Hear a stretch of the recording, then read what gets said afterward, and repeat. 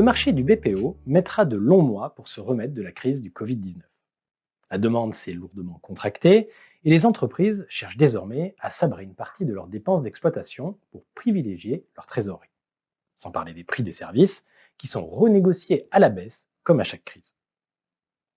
Représentant environ 90% du chiffre d'affaires du BPO en France, les trois principaux segments, la relation client, la gestion documentaire et l'externalisation de la paie, ne connaîtront cependant pas le même sort selon l'étude Xerfi Precepta. Malgré tout, il faudra patienter au moins jusqu'en 2022 pour voir le chiffre d'affaires du marché total dépasser son niveau d'avant-crise. À court et moyen terme, l'enjeu numéro 1 pour les prestataires de BPO sera de traverser du mieux possible la période noire de 2020, voire même début 2021, grâce à des stratégies de sauvegarde, notamment par la réduction de leurs propres effectifs.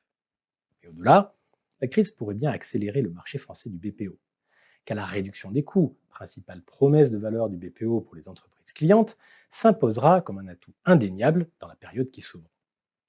Cette promesse devra donc être au cœur de la communication des prestataires pour fidéliser les entreprises clientes et en séduire de nouvelles.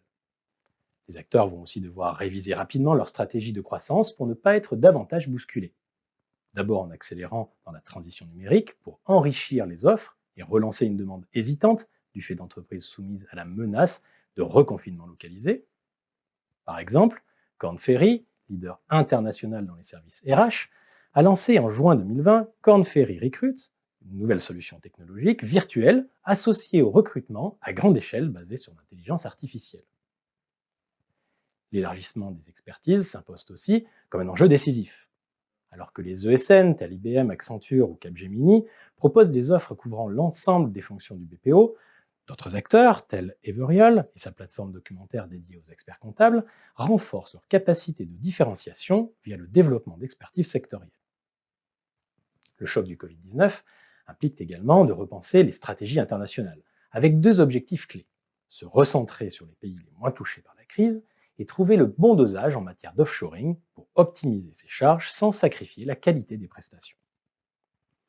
Dans cet environnement plus que complexe, chaque catégorie d'acteurs dispose d'atouts pour défendre ses avantages concurrentiels et renforcer ses positions, que ce soit les ESN ou les spécialistes fonctionnels comme les centres de contact, les spécialistes de la gestion documentaire ou encore les acteurs de l'audit et de l'expertise comptable.